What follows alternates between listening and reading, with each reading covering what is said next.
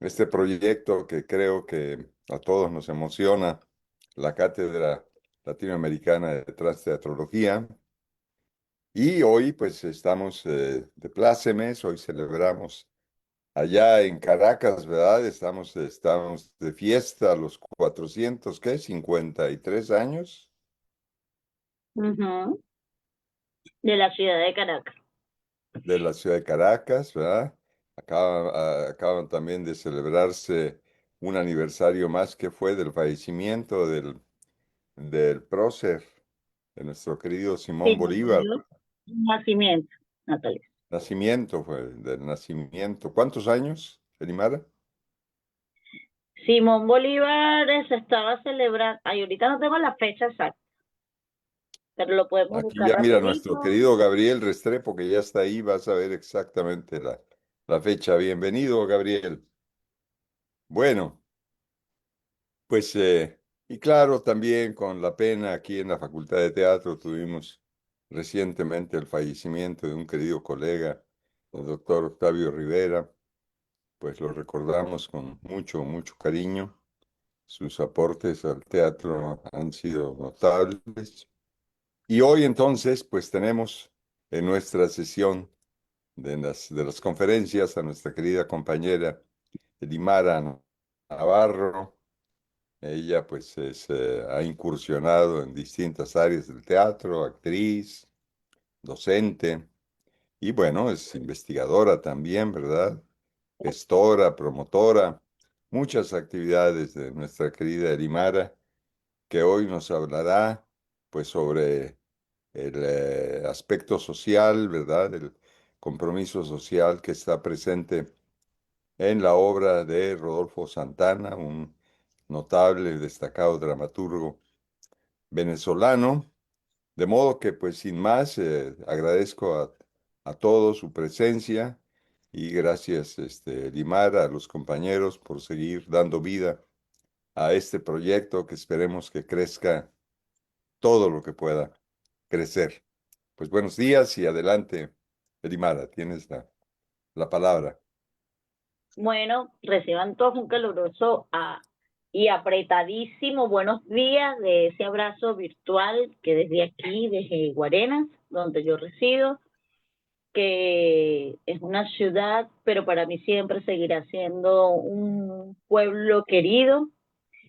Primero quiero agradecer a Dios, a todos los que hacen posible este encuentro, a la Cátedra de Teatrología, a al profesor Adames, a Yarixa, a la Universidad Veracruzana, a la Compañía Nacional de Teatro y a todos mis compañeros que hoy están acá, que hoy así también seguimos en nuestra celebración de nuestro primer aniversario que empezó con un sueño de alguien que yo admiro y quiero mucho, Yari, que se combinó con usted, profe, y nos invitó a esta maravillosa experiencia a través del Festival de Teatro Progresista.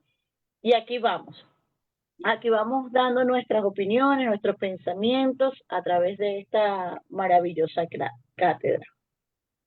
Hoy nos reunimos para conversar de un hombre que para algunos de los presentes es muy familiar.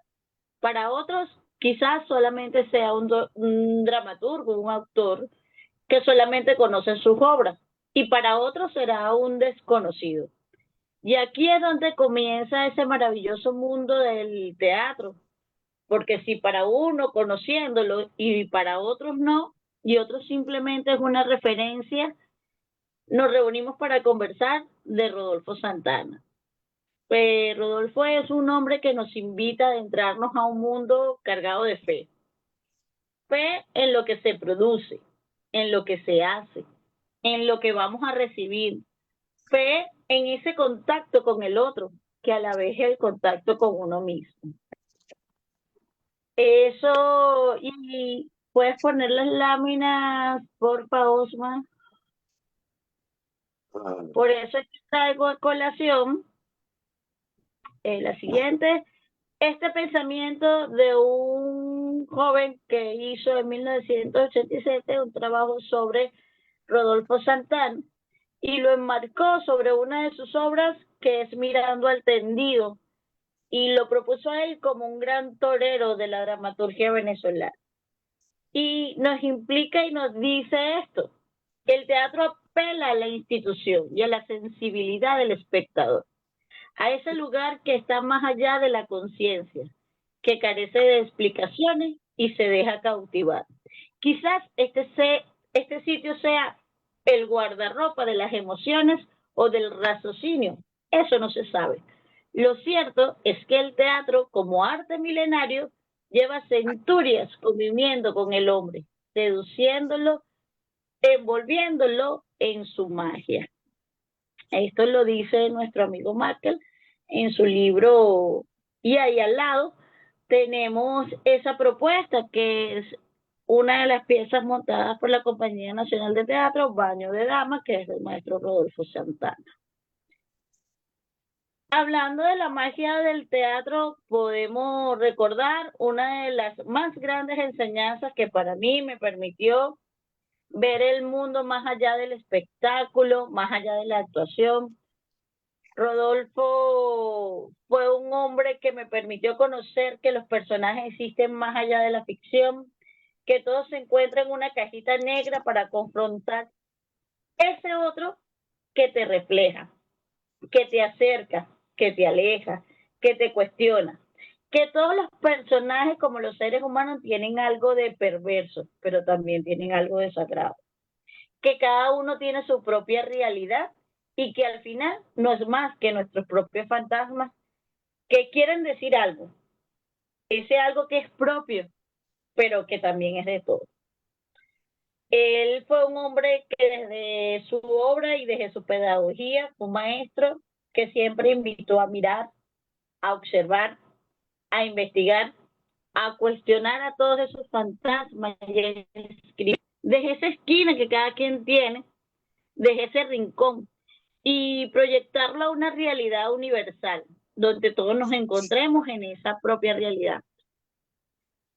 Para hablar del teatro venezolano contemporáneo no podemos dejar de hablar de ese hombre,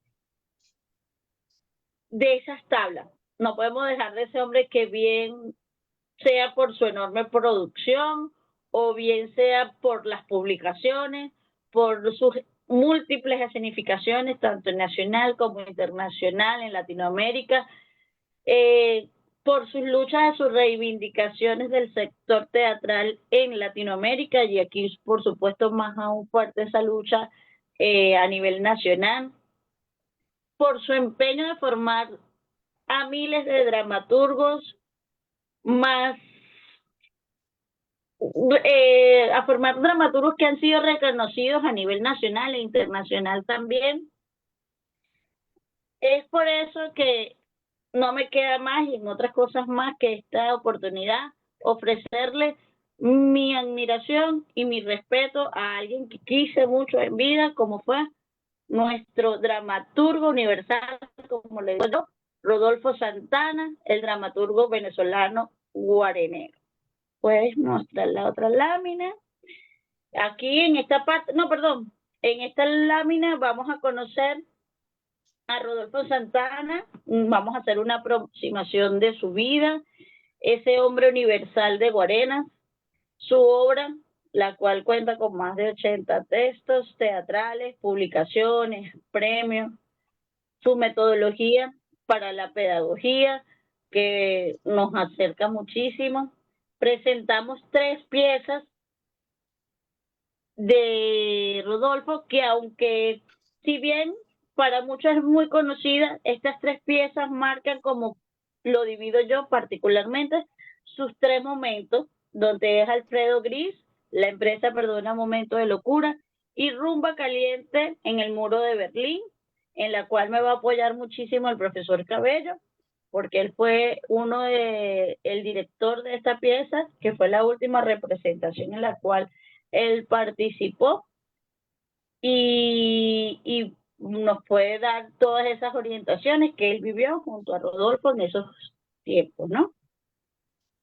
Entonces, sin más que agregar, vamos a comenzar con el punto número 1, que vamos a ver un video para dar referencia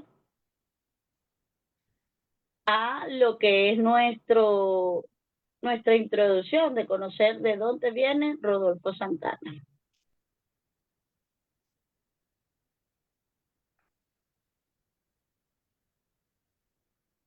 Osman, ahí colocamos el video.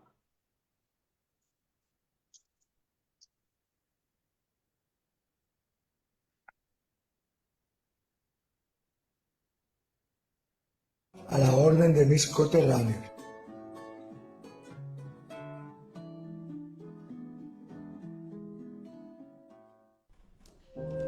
Rodolfo Santana.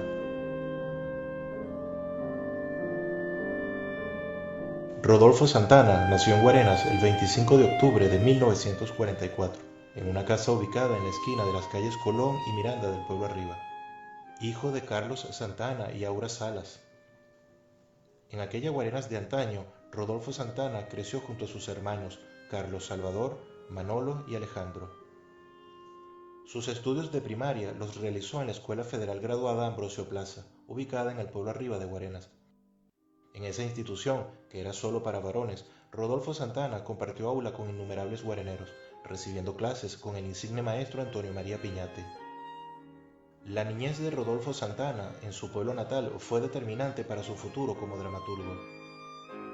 Su abuelo, Antonio Ramón Salas, influyó de manera notable en el carácter de Rodolfo, quien además le inculcó el hábito por la lectura, nutriéndose de la espléndida biblioteca que puso a su disposición. A finales de la década de 1950, y siendo un adolescente, Rodolfo Santana comenzaría a escribir cuentos y novelas e iniciaría su acercamiento al teatro a inicios de la década de 1960, participando en grupos teatrales de Caracas. Como dato curioso, Rodolfo Santana fue uno de los asistentes a la inauguración del Teatro El Corral, el cual estuvo ubicado en el mismo lugar donde él había nacido.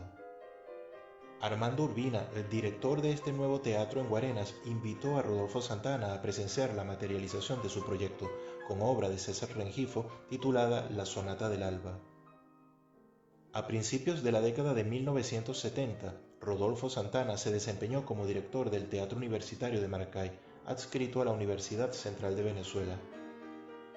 En 1971 fue becado por el Instituto Nacional de Cultura y Bellas Artes de Venezuela, lo que le permitió llevar su talento a España, Reino Unido, Francia, México, Perú y Colombia, al mismo tiempo que le permitió recoger la sublime esencia de la dramaturgia universal. También obtuvo una beca de la Fundación John Simon Guggenheim, la cual otorga este tipo de ayuda a los profesionales que han demostrado una habilidad excepcional y que han publicado un importante volumen de trabajo en las áreas de ciencias naturales, ciencias sociales, humanidades y artes creativas. Aun cuando las artes escénicas están excluidas en el beneficio de esta fundación, las magistrales publicaciones de Rodolfo Santana como dramaturgo le hicieron acreedor de esta beca. En 1974, Rodolfo Santana fundó el Laboratorio de Investigación Teatral de la Universidad del Zulia y en 1976 fue director del grupo teatral El Cobre. Son incontables los reconocimientos y premios recibidos por Rodolfo Santana durante su carrera. Rodolfo Santana tiene en su haber más de 50 obras teatrales, además de ser un destacado guionista cinematográfico y de la televisión.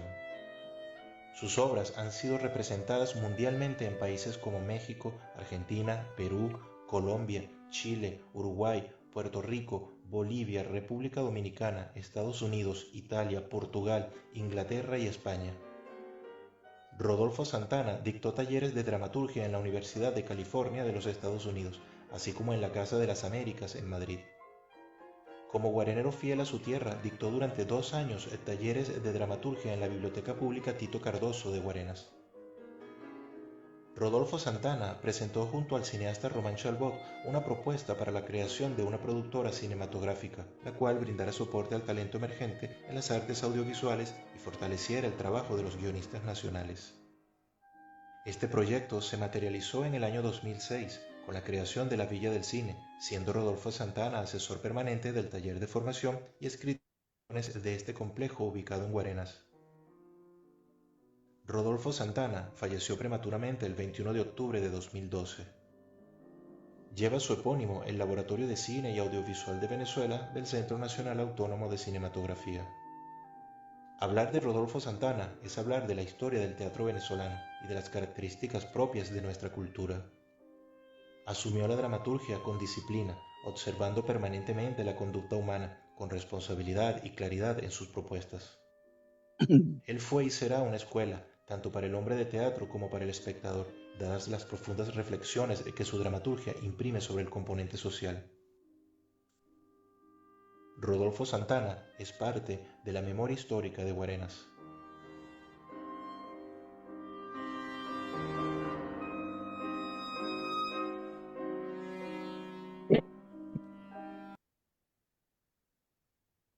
Bueno, ahí podemos ver un poco de dónde viene, ¿no? Nació en este pueblo por gracia de Dios, creo que eso es lo posible. Fue un hombre que siempre, sin quererlo o queriendo, estuvo sumergido en lo que es el mundo de las artes, del teatro y, y de la creación porque siempre estuvo rodeado, como bien lo vimos en el video. eh, Él fue parte de esa escuela donde estuvo bien orientado por Armando Urbina, quien fue un teatrero y un escultor guarenero que también siempre estuvo muy vinculado al hecho teatral nacional. Este, donde él nació, su casa, el patio de su casa fue donde se hizo una de las primeras obras a nivel profesional, por así decirlo, acá en Guarena. Y vino César Rengifo, vinieron muchas actrices del mundo teatral nacional, actores también, directores, también sumergido en este proceso estuvo Carlos Jiménez, que fue director de la compañía Rajatabla, en su tiempo fue un afamado director y un icono nacional también. En esa casa se dieron muchísimas cosas. Hoy en día esa casa es la casa parroquial del sacerdote de la iglesia de la catedral de acá. Y sigue siendo estando referencia. Su familia siempre, podemos poner la otra lámina, por favor. Su familia siempre estuvo rodeada con el mundo, ¿no? Como bien lo dice el video, él nace en Guarenas un 25 de octubre de 1944, donde su madre, Aura Salas, una docente de profesión, se casa con Carlos Santana, que es un guarenero, ¿verdad? Y él nace de esa unión.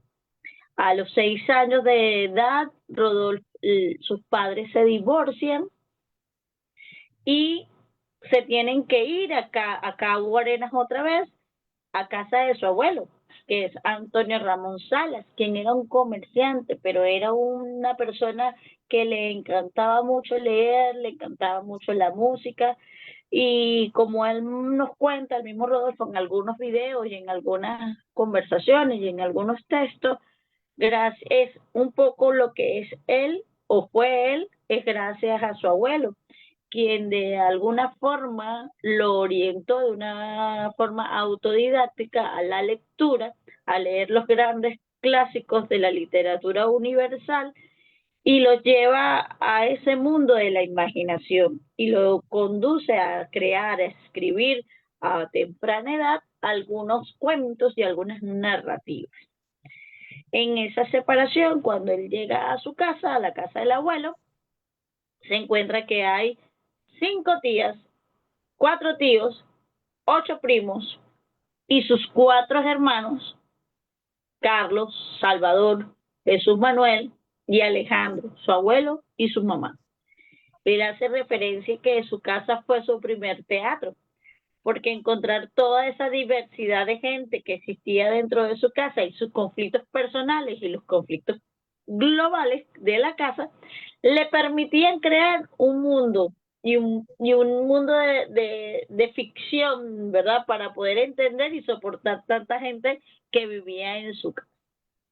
Posteriormente, su madre conoce al señor Oviedo Porto, con el cual contrae su segundo matrimonio y se van a Petare, donde hace toda su adolescencia y nace su hermano, que sería su quinto hermano, el Oviedo Porto Salas, que también fue uno de sus grandes cómplices, porque Ovidio fue una persona que ya en sus últimos 10, 15 años lo acompañaba para todos lados, era su guía, es decir, su compañero lo llevaba, lo traía, como a él no le gustaba manejar, y Ovidio sí, lo acompañaba por todos lados para todas las obligaciones que tenía.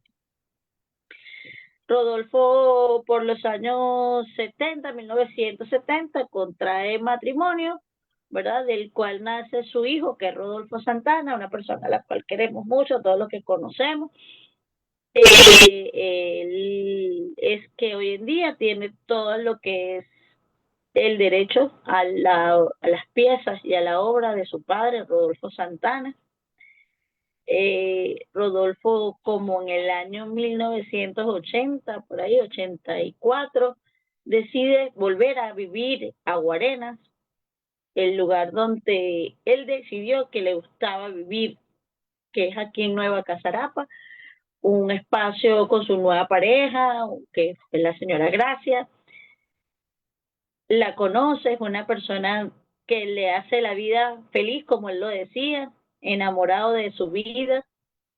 Y como es curioso, de ella se separa también, ya que él decide que se casa con su única novia, que es la dramaturgia. No todo el mundo podía vivir lo que era la creación de un hombre que tenía una vida para escribir, para crear y vivir con su fantasma. Se muda igual a un apartamento aquí un poco más alejado, Casarapa, y es ahí donde él hace su oasis, como él lo decía. Para él su apartamento era su oasis.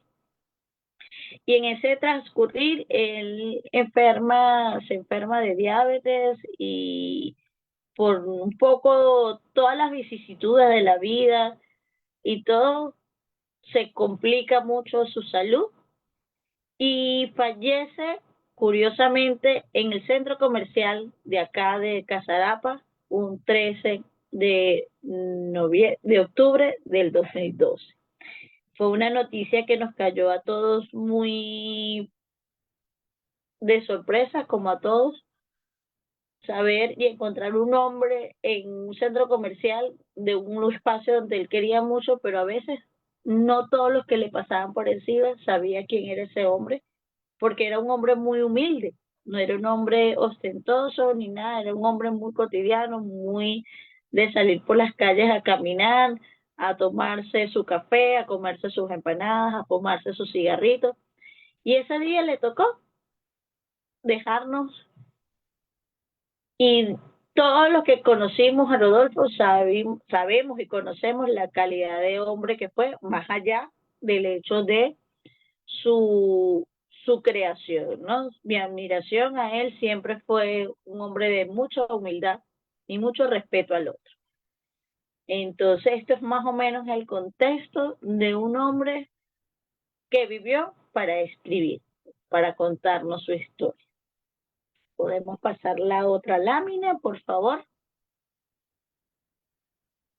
Ahora hablaremos un poco de ese contexto social. Él nace aquí en Guarenas. Ahí ven la imagen de lo que es el pueblo de Guarenas, que es la primera. Ya esta es la Guarena moderna, ¿no? No es la Guarena de 1944, que es fue una Guarena de caficultores, floricultores, de caña de azúcar, de café, de muchos sembradíos y mucha producción agrícola, por así decirlo. Ya después, en el año de los 70, 80, es que empieza la producción de nuevas viviendas para el éxodo de Caracas, para esas familias que no tienen dónde estar en Caracas y se vienen acá a Guarenas y Guatire. Surge lo que son las zonas industriales más prolíferas de Venezuela y con eso crea unas urbes más, como lo podemos ver en la foto. La foto que vemos con una laguna, esa es Casarapa, esa es la parte de Casarapa, donde él vivió enamorado de esta urbanización por su naturaleza, porque le encantaba que los pajaritos llegaran a sus ventanas y todo eso. Tenemos Petare, que es parte donde él inicia y se reconoce como un teatrero inicialmente. Bajo su juventud rebelde y protestante, conoce y hace de ese lugar su escenario mayor, Petare. Ahí tenemos el Teatro César Rengifo, que fue un espacio construido por un grupo de jóvenes en los cuales él participó de una forma directa o indirecta. Un teatro que comenzó siendo una carpa, luego un galpón, y hoy en día es un teatro y es una referencia de lo que es el teatro venezolano. Eso lo podemos hablar pues más tarde. Tenemos Zulia, que es la Universidad del Zulia, en la cual ya él, con todo el trabajo que hizo ahí, desde el laboratorio, desde la creación, desde los premios, se bautiza o se comulga ya con lo que es el hecho de la dramaturgia. Es aquí donde inicia sus primeros formas o trabajos a nivel profesional, donde obtiene sus primeros premios, donde empieza el mundo a considerarlo como un dramaturgo, no como un escritor de ideas ni promesas, sino ya como un dramaturgo. Maracay es la parte donde consolidó su familia, donde encontró su amor, fue su primera parte, donde nace su hijo, contrae matrimonio, se va a vivir con su familia, y Parque Central, su otro refugio, que es donde está toda su familia o vivió mucho tiempo su familia, y de ahí vivió en muchos lugares, sí, pero estos son como los más referenciales o los que marcan de una u otra forma la vida de lo que es Rodolfo Santana. Él vivió un tiempo por Los Palos Grandes, también vivió por La Candelaria, es decir, vivió por varios lugares. Pero estos son como los puntos más importantes, a mi parecer, de la historia de Rodolfo Santana. Los primeros años de la vida de Santana no solo fueron complicados por la situación económica y familiar, sino también la situación política del país. Pasaba por los 6 años, hay un cambio de gobierno, ¿verdad? En ese tiempo la situación política del país era muy volátil, ¿verdad? Porque ya con 6 años, ya imagínense, habían como 4 cambios de gobierno. Él nace en el gobierno de Medina Angarita, que fue derrocado por un golpe civil y militar, quedando a cargo después de Andrés Eloy Blanco. Un año después ejerce la presidencia el escritor Rómulo Gallegos con la propuesta del Partido de Acción Democrática. En 1948 el país regresa a una hegemonía militar bajo el poder de Carlos Delgado Chalbó, quien posteriormente es asesinado en 1950, asumiendo después la presidencia Germán Suárez, quien fue derrocado en 1958 por Marcos Pérez Jiménez. Ya para ese tiempo, cuando él apenas jugaba en las calles, los teatreros luchaban por derrumbar los viejos esquemas y crear un lenguaje propio de eso que hablaran de nosotros, de nuestras culturas, de nuestras creencias. Nuestros escritores en ese momento estaban peleando por eso. Y entre eso estaba César Rengifo, Luis Peraza. Ellos habían marcado una pauta y esto se le sumaba posteriormente la llegada de muchas personas que a Venezuela, ¿verdad? Que fueron invitados por el presidente del momento, como por ejemplo Alberto de Paz y Mateo, Obregón, Juan Azujo, Horacio Pírteso. Para esa época las artes o el hecho teatral como tal se concentraba únicamente en la capital. Las puestas teatrales se realizaban en los 2 grandes emblemáticos teatros como era el nacional y el municipal, donde las producciones y la estética aún seguían manteniéndose bajo un concepto muy foráneo, europeo, eurocéntrico, por así decirlo, o con otras visiones que no eran las nuestras. La audiencia de estos espectáculos mayormente era de la clase pudiente. Ya para los años 60, bajo el gobierno de Rómulo Betancourt, quien en su gobierno se caracterizó por consolidar la democracia y por enfrentar intentos de la estabilización social, cosa que no cumplió mucho porque él sufrió un atentado contra su vida ordenado por Rafael Leonidas Trujillo. La moneda como tal, nuestra moneda, el bolívar, en ese momento sufre una de las depresiones más grandes que conocemos en la historia, y esto permite que la revuelta social esté siempre presente, ¿verdad? Por otro lado, se impulsa en nuestro país lo que son las visiones, pensamientos de lo que es la Revolución Cubana, con una promesa de una vida y una lucha de una vida mejor, ¿verdad? Una lucha contra el imperialismo. En ese momento ya Rodolfo tiene como unos 15, 16 años.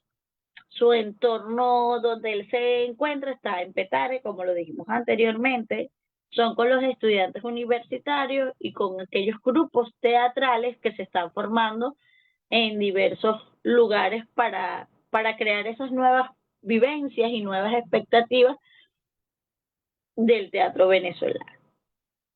Para ese entonces, poco se conocía o poco se daba referencia de quién era Rodolfo Santana, pero ya él tenía algunos inicios de sus escrituras. En esos momentos, cuando la violencia estaba presente en todas las calles, se plantea la realización del Festival de Teatro Venezolano, donde se presentan autores nada más venezolanos, y es ahí donde se le da respuesta de la necesidad, de la inquietud que tenía no solamente los que hacían teatro, sino la colectividad de verse representado en esas tablas.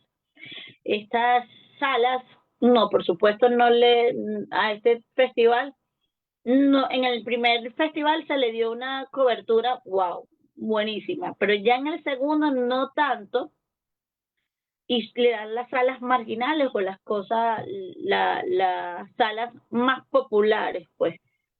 Y como respuesta el público acudió, bueno, pues inmensamente, y llenó todas las salas. Llenó todas las salas, ¿por qué? Porque se escuchaban sus propias sus voces, sus descontentos, sus aciertos, escuchaban eso que no podían decir de repente o no sabían cómo decirlo o cómo verse, se veían reflejados en ese trabajo que cada uno de esos teatreros de ese momento llevaron a escena.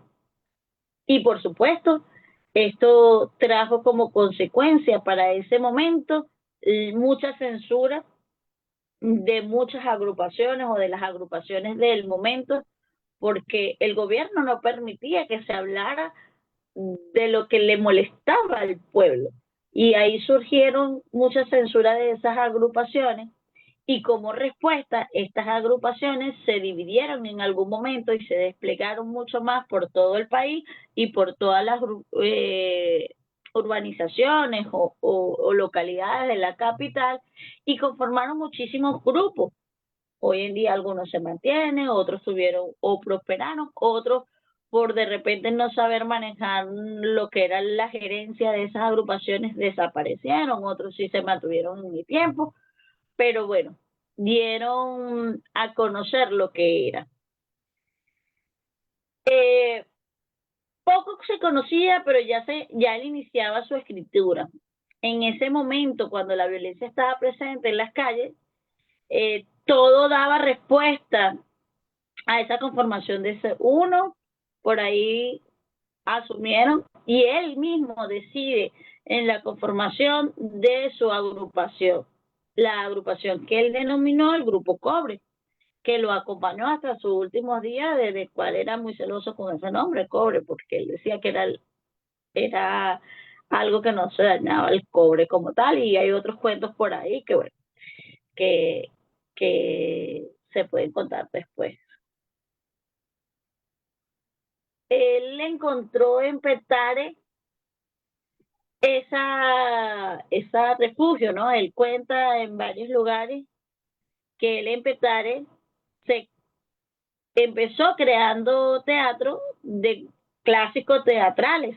Él decidió vestir a la gente con trajes típicos a la usanza de lo que era el teatro.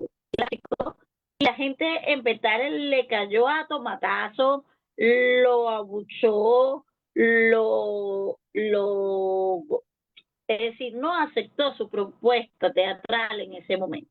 ¿Por qué? Porque no se sentían identificados. Y es ahí donde él entendió que no podía hablar de otro, sino de su mismo entorno. Que si él quería surgir en el hecho teatral y ver, él tenía que hablar como el que lo iba a ver. Él tenía que expresarse y dirigir su discurso a esa persona que lo iba a ver. Entonces él decidió empezar a hablar o a compartir eh, como personajes en torno a lo que estaba en su entorno le ofrecía, como el portugués de la bodega, el policía, el malandro, y presentaba situaciones muy cotidianas, haciendo esa cotidianidad de esa realidad una gran ficción.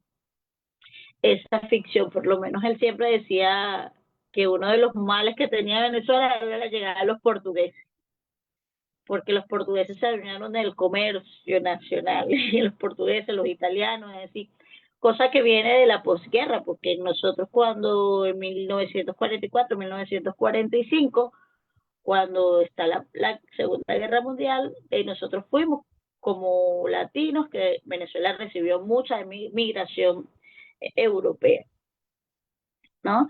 Entonces él decidió que su próximo montaje iba a hablar de ellos. Y es ahí en su comunidad, en Petare, donde empieza a dar como teatros o esquemas o pequeñas obras de teatro donde se reflejaba la sociedad donde él vivía.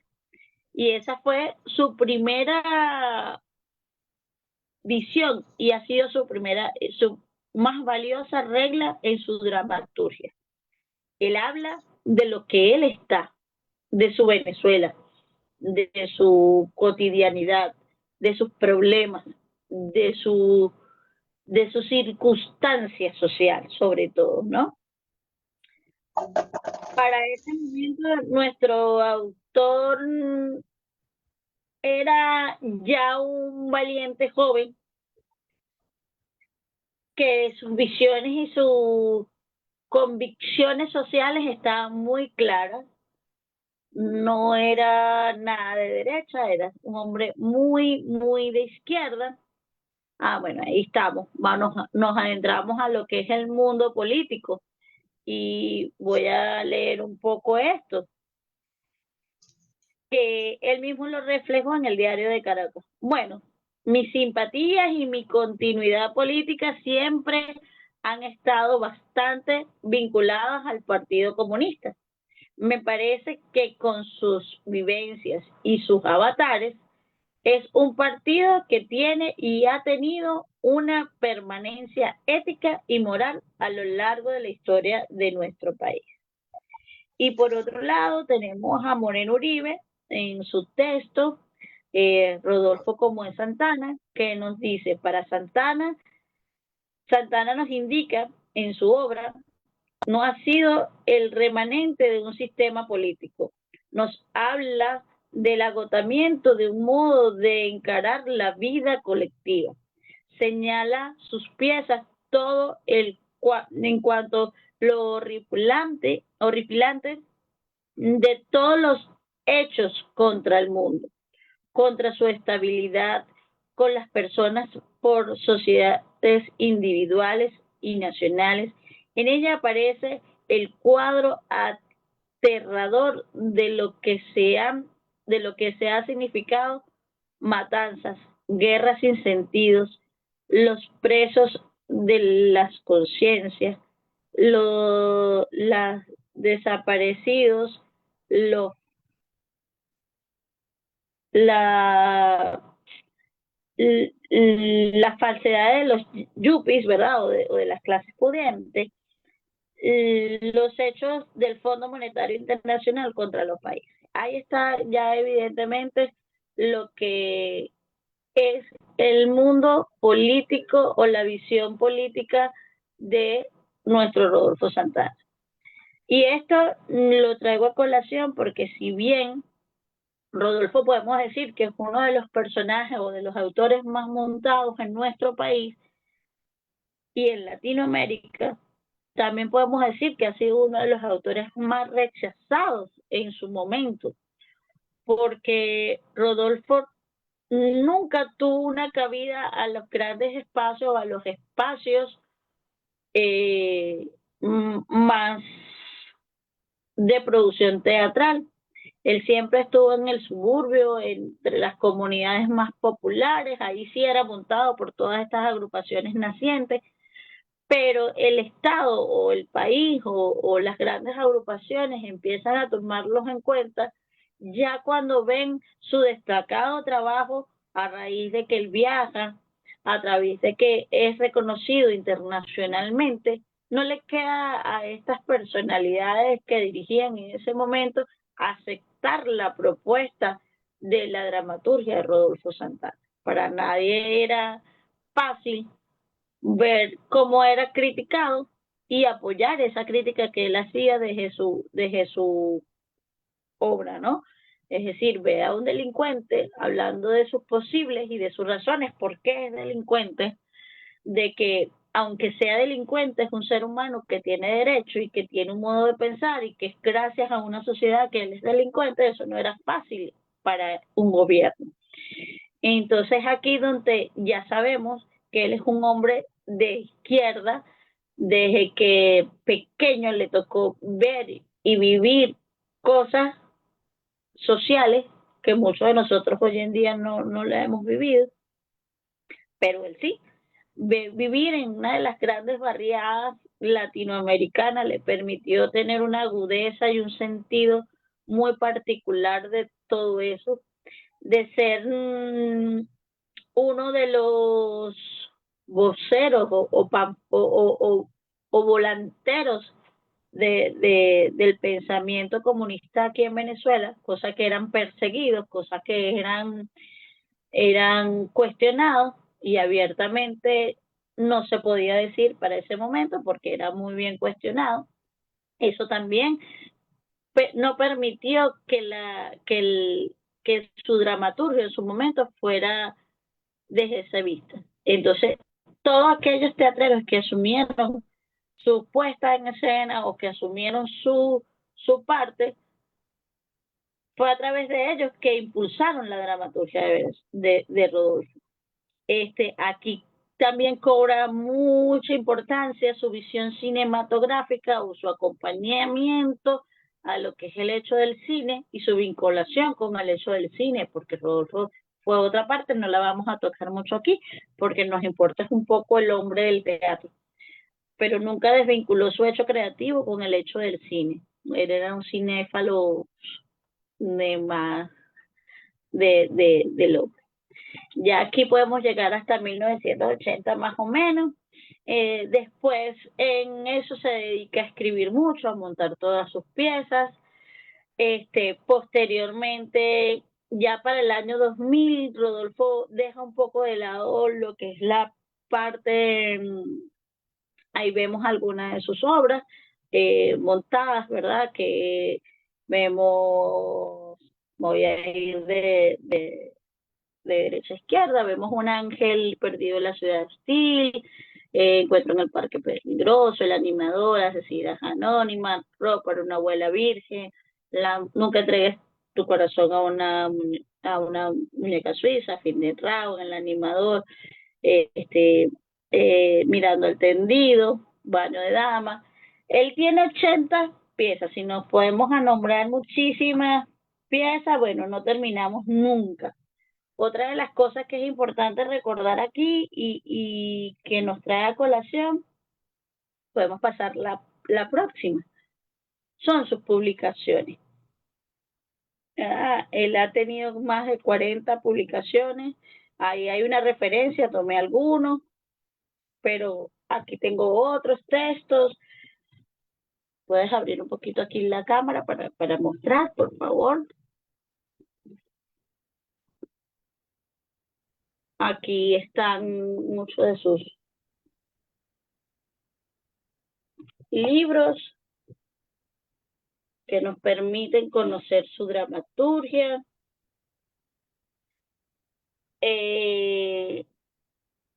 Estas 80 obras, algunas, la mayoría son montadas porque son muy fáciles de montar, porque hablan de nosotros como siempre ves. Pero otras no tanto porque él involucra de repente mucha destreza escénica o muchos elementos escénicos, igual muchos personajes y entonces la producción sale a veces muy costosa y no tanto su producción se puede llevar a cabo porque nosotros como la producción es muy costosa, se hace y mucha gente no puede montar a veces las piezas de Rodolfo por lo exigentes que son en su propuesta escénica que él emana de su escritura. Entonces, algunas referencias siempre, que es una crítica que siempre hacemos algunos de los que estamos al lado del hijo de Rodolfo, que nuestra tarea hoy en día es que no siempre se conozcan las 10 o 15, que fueron las que mencioné anteriormente, obras de Rodolfo, y hay 60, 50 obras que muy poca gente conoce, muy poca gente la lee, muy poca gente las monta. Entonces, eso es como nuestra, nuestra bandera, ¿no? Para el hijo de Rodolfo. En su honor, hay miles cosas, ahí vemos dos títulos, Rodolfo como Santana, que Moreno Uribe logra ahí reflejar al hombre, logra reflejar su trabajo, su obra, y nos acerca a ese mundo que todos conocemos. Teatrón es una revista de la Universidad de UNEARTE que salió después, ¿verdad? Donde amigos, alumnos, hacen referencia de lo que es vivir sin él, ¿no? Y por eso una de sus cosas se llama el indispensable. El indispensable porque de verdad después de él, hoy en día podemos decir que hay una ausencia de esa dramaturgia que nos invite a confrontar la sociedad. Nuestros dramaturgos hoy en día están escribiendo cosas para conveniencias y no para confrontar cosas. Bueno, ese es otro tema que podemos tocar después.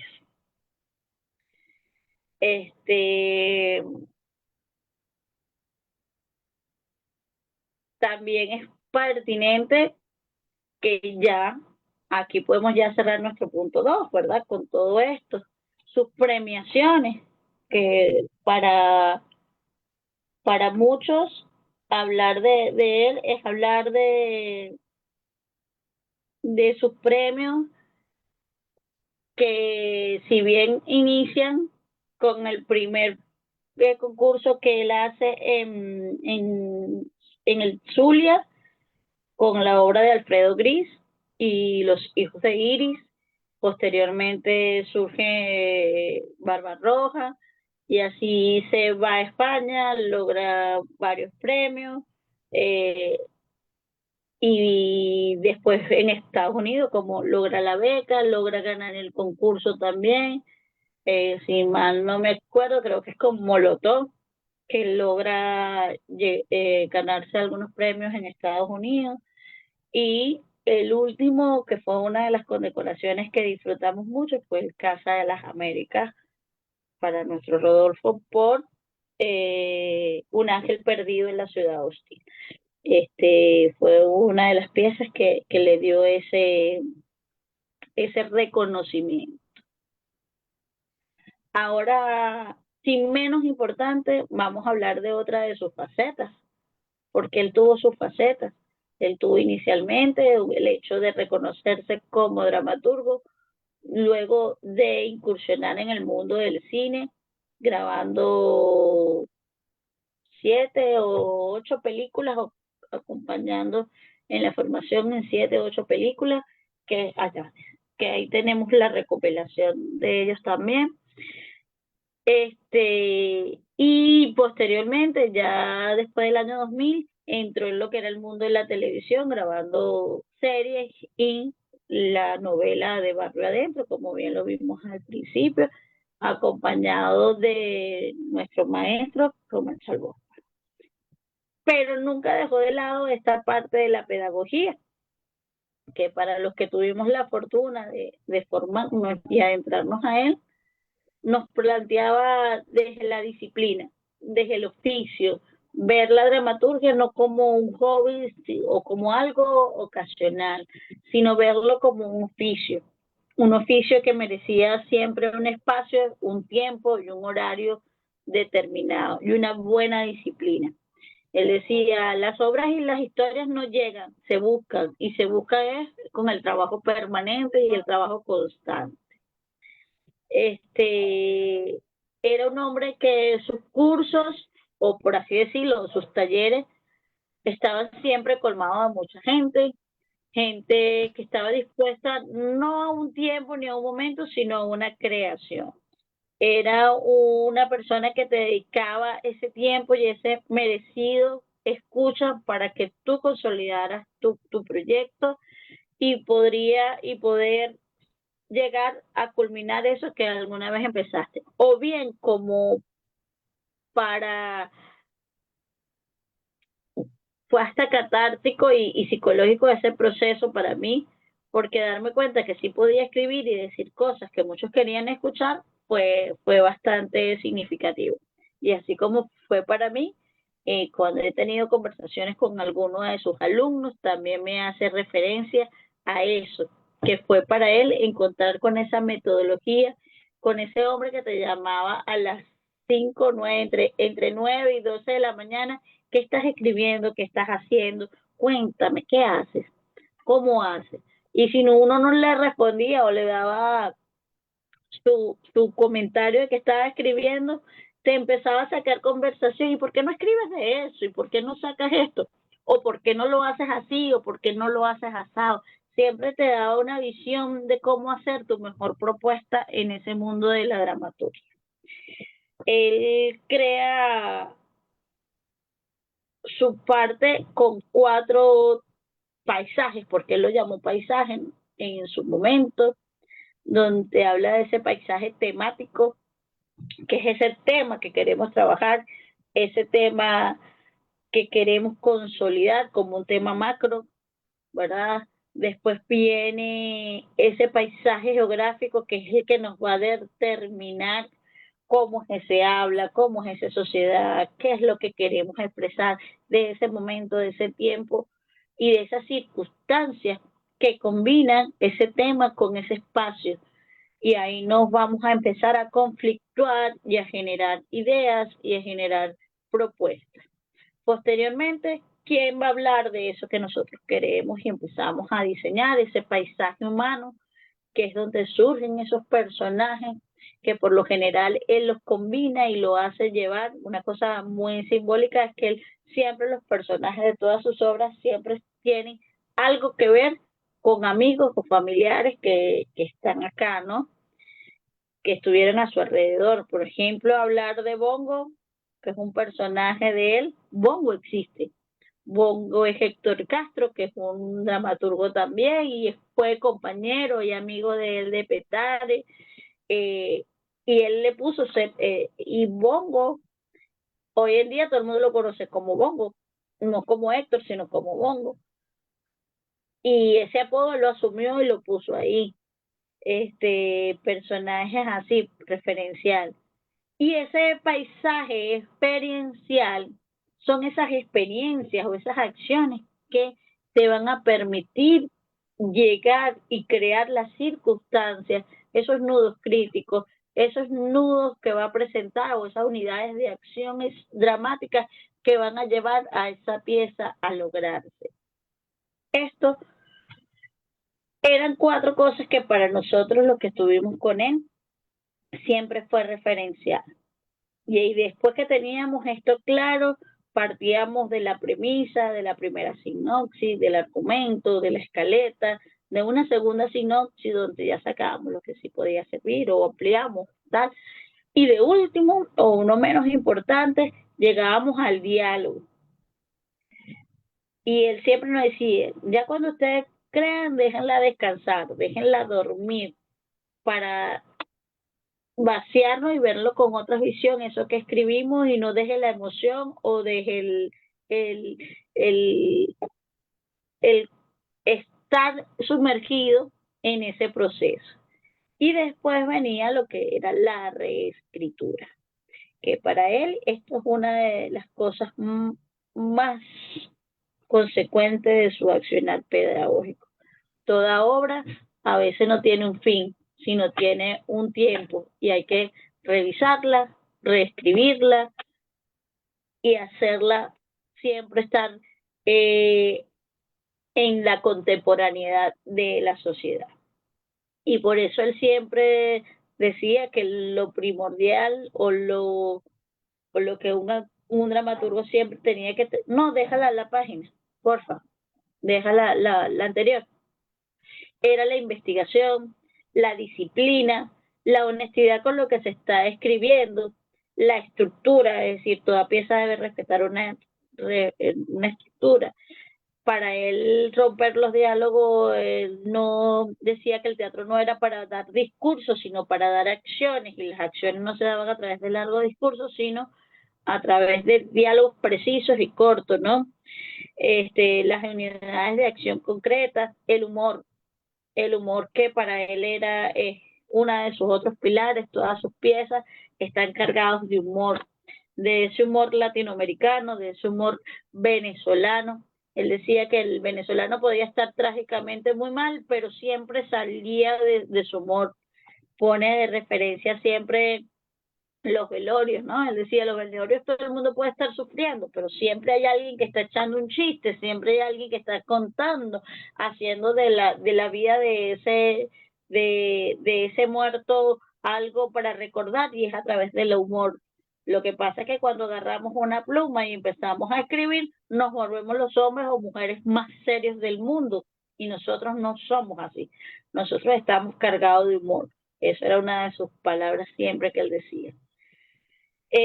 Sobrepasar los límites. Él decía, no se puede hablar desde lo normal y lo cotidiano sin sobrepasar los límites en lo que se propone desde el hecho teatral, porque siempre va a ser una ficción. Nosotros siempre vamos a montar una ficción y tenemos que picar al público que hambriento para que vean ese montaje algo que se le referencie, pero que lo haga soñar con algo más e interpelarse con eso más. Permitirnos el error, porque a veces creemos que lo perfecto es lo que es y desde el error concebimos las mejores cosas. Él siempre nos hablaba del error. Y recurrir siempre a lo lúdico, porque estar es un juego. Y para él una pieza estaba lista o estaba remontada cuando se montaba, se escenificaba, se corregía y se publicaba. Para él, esas son las 3 cosas que hace un dramaturgo, porque un dramaturgo se escribe, tiene que ser expuesto, ya ser expuesto a través de la escena y a través expuesto de la literatura. Todo esto lo llevó a conformar centenares de talleres, de encuentros venezolanos, de encuentros latinoamericanos, de crear cátedras, de crear congresos. Entonces todo esto es lo que nos permite hablar de un hombre que fue un maestro en el sencillo de la creación y en impartir todo su conocimiento. Esto es un poco de la pedagogía que nosotros, los que hemos tenido la oportunidad de convivir y estar con él, lo podemos encontrar. Ahora sí podemos pasar a la próxima lámina, por favor.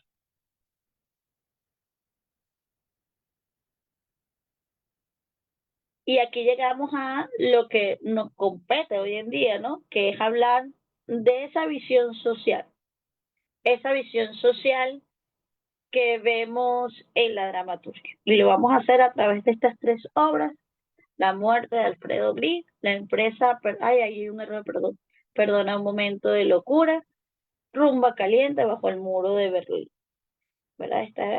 Vamos a iniciar con La muerte de Alfredo Gris, que fue creada en 1968, con la cual tuvo su primer premio y con la que él muy formalmente dice que se consolidó como autor.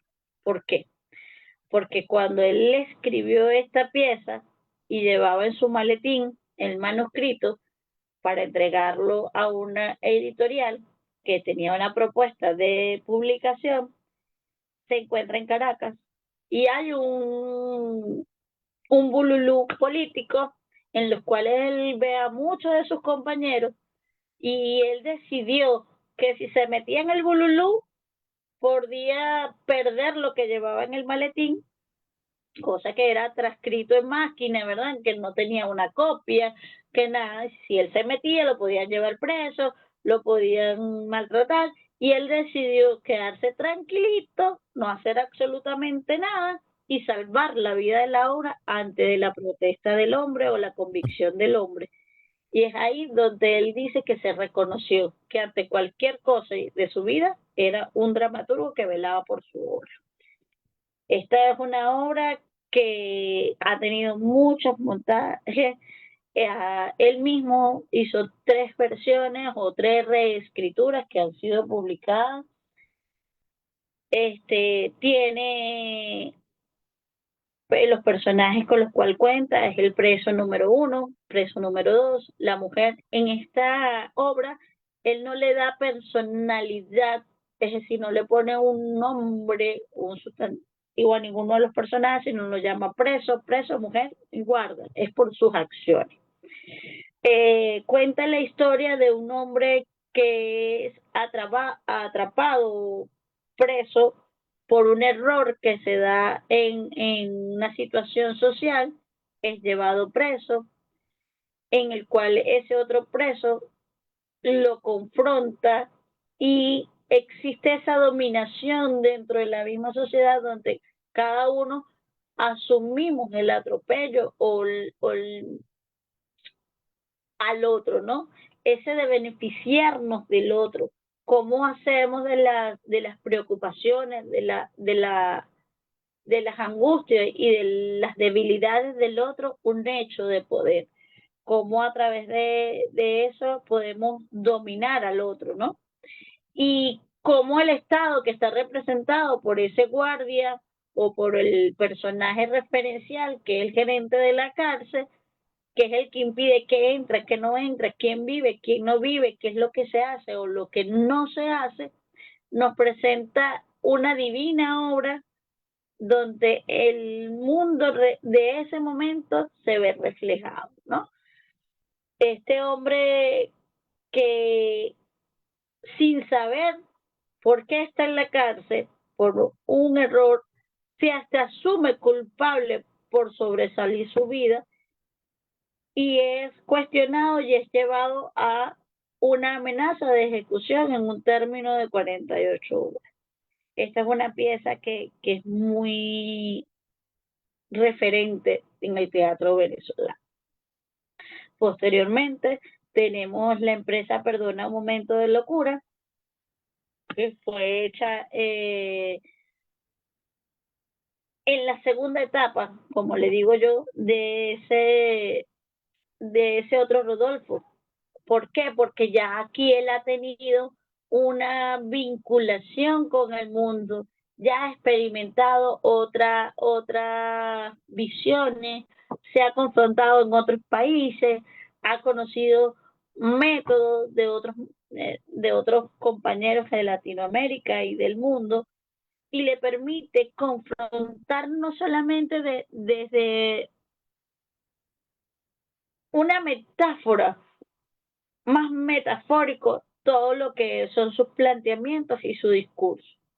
En esta pieza, él habla de ese proceso que tenemos el empleado y el empleador, el dominado y el dominante, cómo pasa a ser y cómo se vincula con ese hecho del trabajo, ¿no? Cómo el hombre se vincula con el hecho del trabajo y de la sociedad. Y lo refleja a través de estos dos personajes, que es Orlando y la psicóloga. Orlando en un momento de locura o de desequilibrio mental, en un momento por todos los problemas suscitados dentro de su hogar, dentro de la sociedad, de su situación económica, llega un día a la empresa y debarata, es decir, todo lo que en ella hay. En ese momento, la empresa decide contratar a una psicóloga para analizar qué fue lo que pasó y hacer ver al colectivo, a sus compañeros, lo que le podría pasar si ellos o a alguien más se le ocurría tener esa misma posibilidad o esa misma reacción dentro de esa empresa. Y asimismo vamos conociendo un Orlando que tiene problemas por familiares donde su hijo quiere ser militante político, es decir, se lleva más hacia es perseguido y tiene sus confrontaciones sociales, cosas que reflejan un poco lo que fue su vida personal de joven en esta pieza, ¿no? Rodolfo ahí refleja un poco eso. Y lo lleva a esto, y lo lleva tanto a los límites que lo llega hasta perder los estribos, conociendo su pasado, haciéndolo meterse entre los fantasmas más oscuros de ese pobre hombre, a vivir su pasado, cosa que ya había tenía algunas resoluciones, y con todo el fin de subyacerse, de sentirse y hacerse dominado. Dominado que le permita, que un supuesto perdón le permita ser dominado por ese otro, por esa empresa, por ese poder.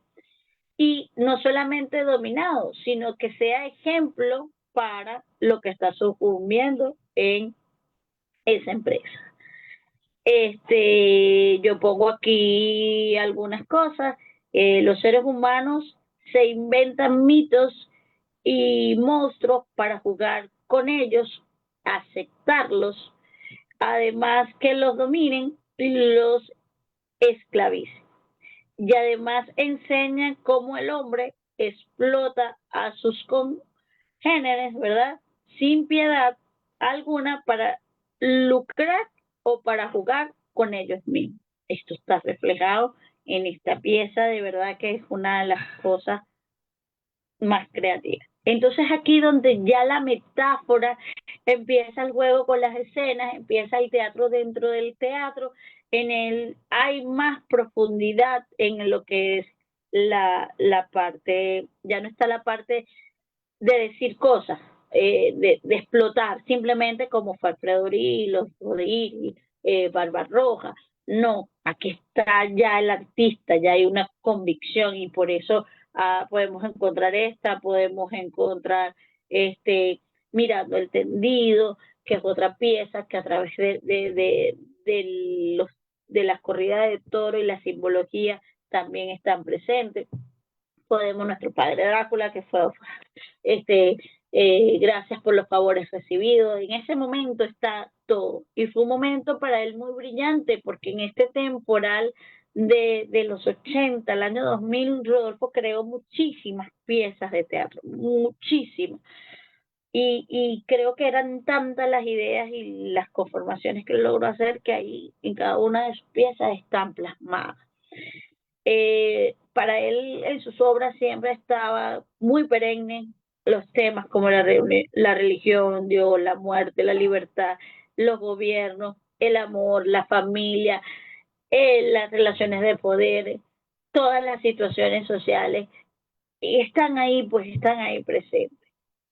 Y siempre a través de todo recorre a ese mundo lúdico y a ese mundo este cómico, porque es la vida, hay que vivirla, y hay que vivirla de esa comicidad y reírse de. Bueno, y llegó el momento de hablar de Rumba Caliente en el muro de Berlín, donde se presentan los personajes de Ángel Ortega. No, no, déjala atrás, por favor. El coronel Aciniaga y el guardia de Aciniaga, ¿verdad? ¿Por qué pongo esta? Porque aunque esta no fue una de las últimas obras que él escribió, una de las últimas obras que él escribió, Un ángel perdido en la ciudad hostil, pues sí fue la última que se confrontó con elenco y hizo la revisión de, con el propio elenco y con la propuesta teatral. Y es ahí donde voy a invitar a nuestro profe Cabello a que nos cuente un poquito de su experiencia. Aló, Cabello. Aquí estoy. ¿Me oyen? ¿Me escuchan? Sí. Ahí estamos. Bueno, El profe Cabello fue el director de ese montaje sí. que nos llevó en el Festival de Teatro Nacional, ¿verdad? En el año 2009, 2010. 2010, 10, sí. Sí. Bueno, 2010. fue una experiencia muy vital en mi vida. Primero porque esta experiencia me preparó para ser un huérfano de formación constante de nuestro maestro Santana. La obra es una obra complicadísima porque transcurre en la eternidad con una amenaza de volver al espacio del purgatorio o también para reencarnar o regresar a la tierra con esa amenaza. Y uno de los conflictos principales es que el personaje es un terrorista.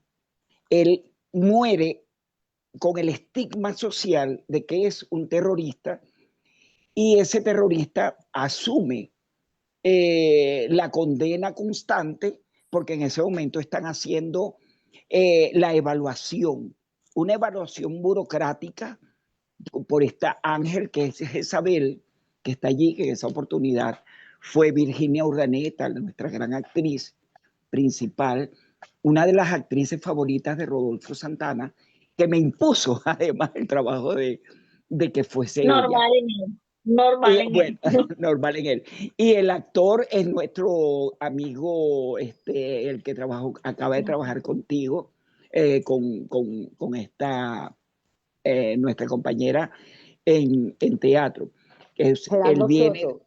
Gerardo Soto, que viene, gracias Magali, a mí se me olvidan los nombres de la gente, pero un tremendo actor con una gran experiencia que viene Ah, de otros espacios.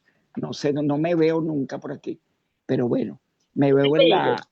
en la imagen.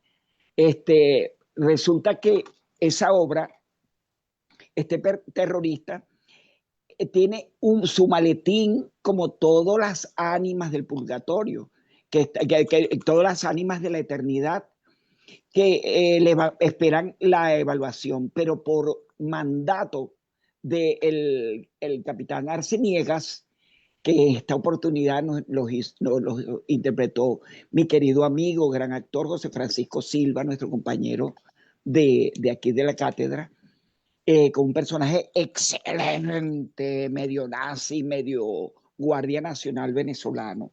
También, bueno, hay un montón de aspectos en esa obra que es a veces surrealista, a veces nos vamos al sainet, nos vamos a todos los géneros del teatro, que eso era mi visión. En determinados momentos la obra asumía esos aspectos y Santana, bueno, me decía, no, yo no escribo sainete, yo no escribo esto, fúrico, porque él decía que él escribía comedias, pero esta comedia tenía un paso por todos los aspectos y lo justificaba bien. Yo lo podía decir con propiedad porque trabajé un montón de obras de él, aparte de las 15 obras más montadas de él, que las montamos en el CELAR, como a especie de lectura dramatizada, Dígame, profe. con estos mismos compañeros. Y bueno, lo que quiero decir con esta obra es que el terrorista, después de sufrir todo ese montón de cosas burocráticas, a él lo van a absorber y evidentemente le viene la gracia. Él le dice que si no entrega todos esos papeles, que además se los han robado 20.000 veces los espías del militar, una cosa sorprendente, cosa que le pasa a cualquier persona que va a una taquilla a llevar un formato para una solicitud de lo que sea en la cotidianidad. A él le robaban, tuvo que pelear. Él habla en voz de los demás compañeros, dice que la pobre Juana de Arco, que después que muere achicharrada por el fuego, en esos términos, le toca estar confinada en un espacio donde se está humedeciendo y se va a sancochar del agua podrida que le cae a ella en la eternidad. Bueno, la historia corta de todo esto es que con el cambio se enfrenta el bien y el mal, sale una diabla, porque él hace un juramento fortísimo. El terrorista habla y pide que por favor, ¿dónde está Dios? ¿Dónde está? Que seguro está jugando en los campos de golf porque no está viendo todas las injusticias que vivió en la tierra y que ahora lo vive en la eternidad. Y que ahora tiene que pasar por un experimento para ver si resucita, si aparece nuevamente en esta nueva otra forma de la tierra. Imagínense todo el trasfondo que hay allí. Hola, perdón, Gregorio. Perdón. Sí, bueno, sigo o estamos, pues Bueno, estamos con el tiempo. Bueno, tengo para decir esto. perdón que El, el, interrumpa. el Perdón que terrorista, interrumpa. Tengo muy mala señal. Me está sacando, me está sacando. Perdón que interrumpa. Perdón, bueno, no, quisiera nada más porque no sé si todavía esté por ahí Gabriel Restrepo. Me parece que sería importante escuchar una.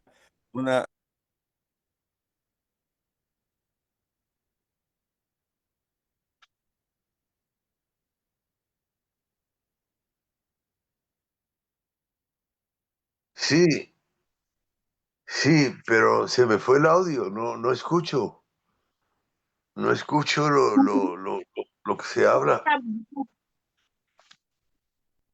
A ver, Sí se le escucha.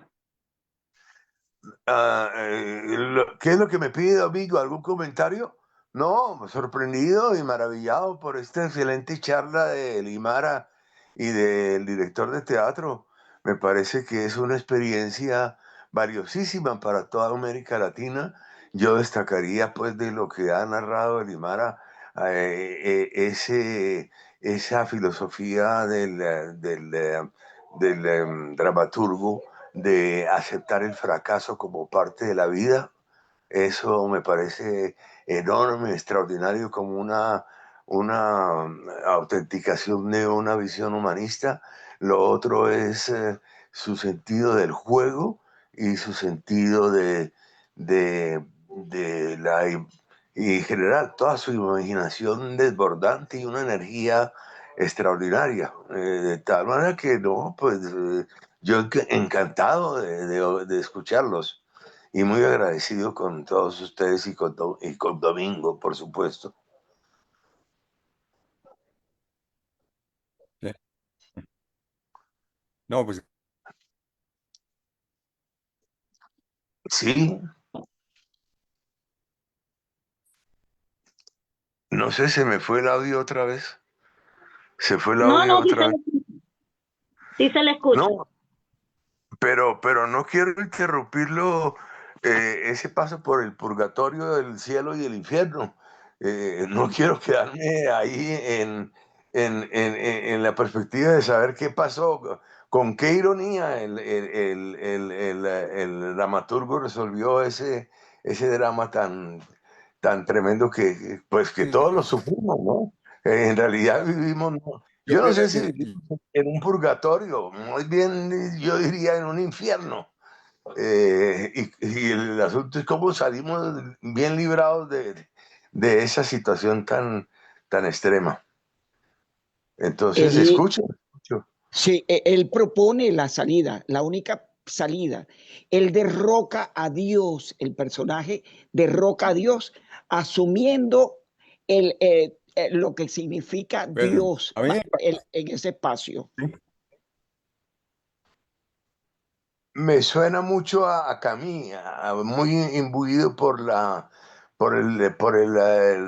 noción del absurdo y de la lucha Por contra el supuesto. destino de Albert Camus. Sí, sí, sí, De Camilo, totalmente. por supuesto, está muy influenciado y son el teatro del absurdo para él era una de las era una respuesta a dar mucha metáfora dentro de su creación. El teatro del Maravilloso, absurdo. maravilloso. En eso nos encontramos, creo que todos en América Latina, desde México a Argentina y pasando por el Caribe y por ese mosaico que es Venezuela, en el problema del absurdo, en el problema del destino, en el problema de la lucha de la libertad y la necesidad y el imperativo de salir a través de la creación. Bueno, pero quisiera escuchar más al dramaturgo que puso en escena esa obra y ya, sí, interrumpí cuando mató a Dios, pero ¿qué pasó después de la muerte de Dios? Bueno, se hace una gran revolución con los habitantes de la eternidad y van en marcha popular, que eso no aparece en la escena, pero se escucha contundentemente y él se queda parado sobre el último vestigio del muro que queda junto con el ángel, donde empieza a sentirse humano y evidentemente saca un cigarro, lo prende, lo enciende, aspira y se vuelve Dios. Y se Y vuelve Dios. empieza, se transforma en el Dios Se que va a convierte en lo que resolver. se ha criticado, pues es una de las cosas que siempre está presente, que entre eso sentirse Dios, entonces empieza a tomar todo lo que él criticó, no sé, y es una de las cosas que queda como un final pendiente y una otra historia pendiente. Y El El es mar, eterno también, retorno, el eterno retorno de lo igual. Parece el budismo pero, con la pero cantidad ahí, de metamorfosis que nos llevan a siempre a la condena y al karma. pero descubre algo importante que despierta esa humanidad sexual. Le pregunta al ángel a Jezabel, que ahí dice que no hay ninguna identificación si es hombre o mujer. Le pregunta a ella, ¿a ti no te interesan esas cosas terrenales como el sexo? Y ella, la Jezabel hace un gesto y allí evidentemente el nuevo Dios quiere favorecerla pues con esa experiencia sexual, con un ángel porque caído, que es un ángel caído además porque tiene rabo de diablo. Él no quiere que lo evalúe un ángel que estuvo con la lucha contra San Miguel Arcángel y Dios para quitar. Bueno, habla de todo ese mundo porque ese es el mundo que se trabajó en los años 60 en toda nuestra América Latina desde el absurdo y las nuevas formas, las nuevas enunciaciones que necesita cada uno de los espacios de América Latina, pues, y es una gran obra que además cuando la estábamos montando me trajo un nuevo libreto con unas revisiones, que además me pide que por favor le haga una crítica. Él me dice, devuélveme la grapa ese era un término que teníamos, destrózame toda la obra para ver qué queda de ella. Y eso allí fue bien interesante en mi vida haber montado Rumba Caliente. Además, al lado de él hay una foto que sale con una banda roja en el pecho. Allí le estaban entregando una orden de Caracas por haber hecho ese trabajo y toda su dramaturgia. Además, tuve que decírselo yo, Rodolfo era un hombre que odiaba ese tipo de reconocimiento y el Y director más. del festival me dice a mi José Gregorio, tú eres el que tiene que decirle a Rodolfo que al final le van a dar una obra. Cuando la obra estuvo, estrenó en Hola. UNEARTES y luego la llevaron al Teatro Nacional. Durante todo el festival se quedó. Fue un trabajo hermosísimo que Muchísimo, además lástima él que fue tan corta la temporada que tuvo en su momento. sí, Bueno, se tenía planeado, no sé si por el tiempo, pasar otro video que mostraba cuál es la visión que la gente tenía de Rodolfo después de su fallecimiento, pero creo que por el tiempo no nos va a dar tiempo. De todas maneras está colgado ahí en la diapositiva, en la presentación, el que lo quiera ver gustosamente. También hay un documental que habla de Rodolfo, que lo hizo Sergio Marcano cuando Rodolfo estaba en vida, que también se da mucho cuenta de quién es Rodolfo, y hay mucho material o mucha gente que habla, pero también hay mucho desconocimiento de sus piezas, de sus obras, y vuelvo a decir, nosotros tenemos que ser garantes de este hombre que muchas veces lo conocen más fuera de nuestro país que dentro de nuestro país. Eso es referencia para nosotros quienes estamos acá, de hacer siempre levantar su bandera. Este año nosotros cumplimos, se cumplen 13 años de su fallecimiento, este, que es una memoria que no podemos dejar morir. Para mí, para su hijo y para algunos de los que fuimos parte de ese proceso de formación durante un largo tiempo aquí en la ciudad de Guarena, es nuestro perfil siempre mantener viva su memoria, siempre mantener fija y su convicción hacia lo que es el mundo teatral y lo que es el mundo de las artes. Vamos a poner nuestra presentación final, por favor, para dar una de las sus palabras que ahí creo que radica en nuestro cierre de la próxima, que dice, el teatro es el único rincón del mundo donde impera la libertad. Y ese es el link del video que hizo Aporrea cuando Un hizo. momento, a ver, sí, a ver. Ya, para preguntas o Hola, hola. comentarios.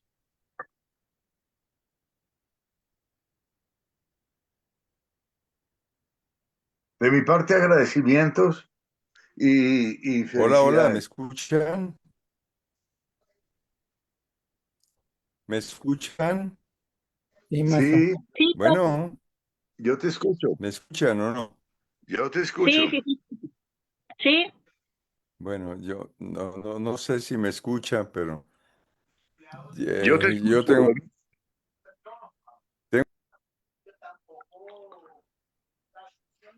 Yo te escucho. Muy bien.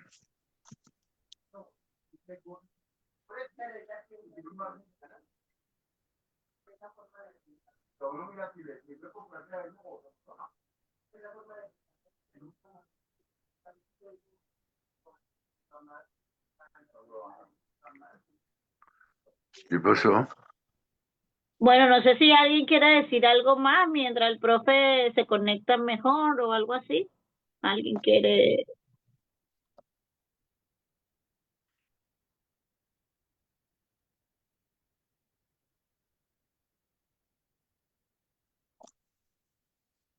No sé si usted, Gabriel, quiere.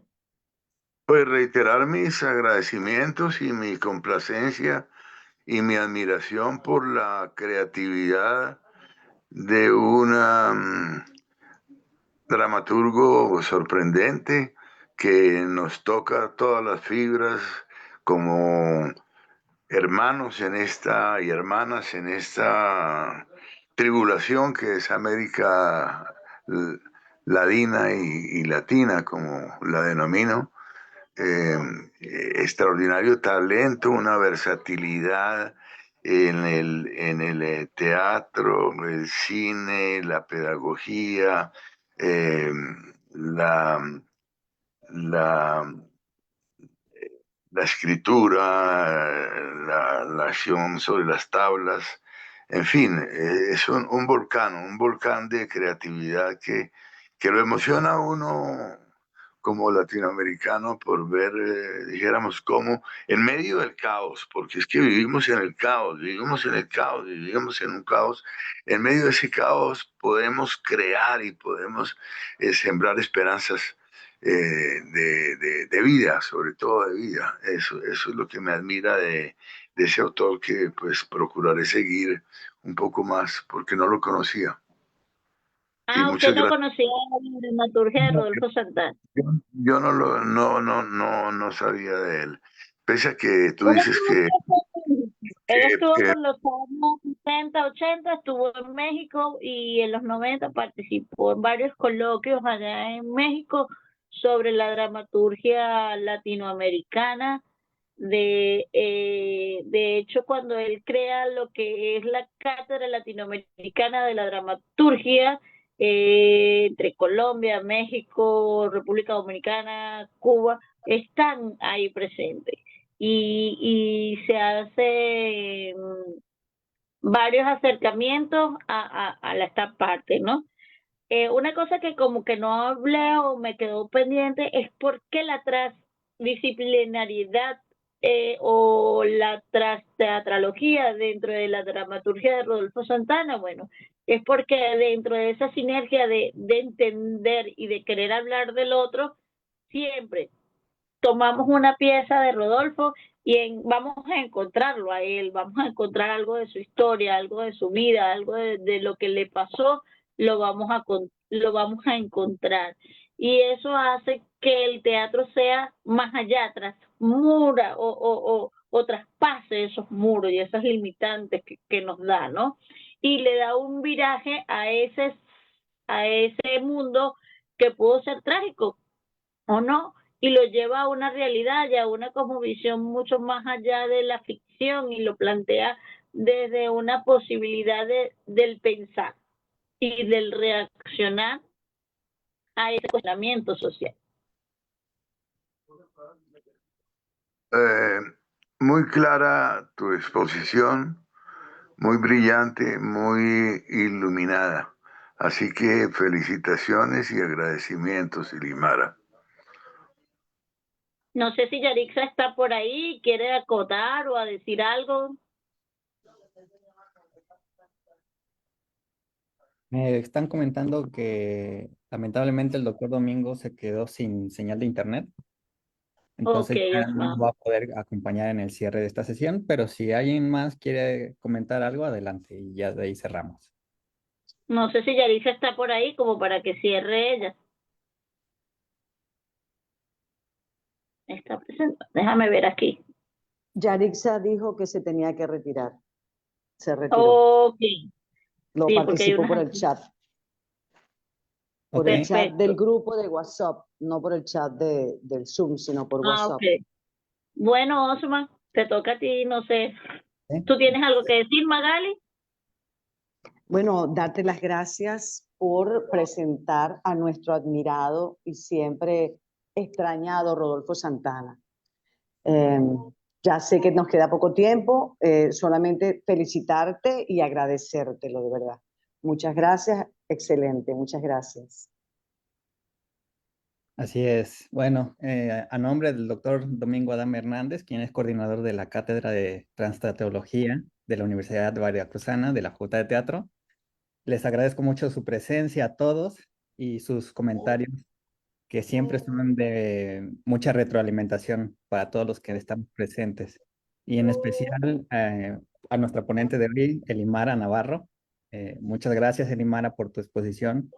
Realmente fue de una gran calidad. Y bueno, esperamos en la siguiente sesión, que le estaremos informando como siempre, a través de nuestras redes sociales, sitio de internet, en fin, que tengan un excelente Osman. sábado. Gracias Buenas por Muchas todo el tardes. gracias. apoyo. Muchas Buenas gracias, tardes. Gracias, mucho gusto. Buenas tardes. Hasta luego. Hasta luego. Hasta luego.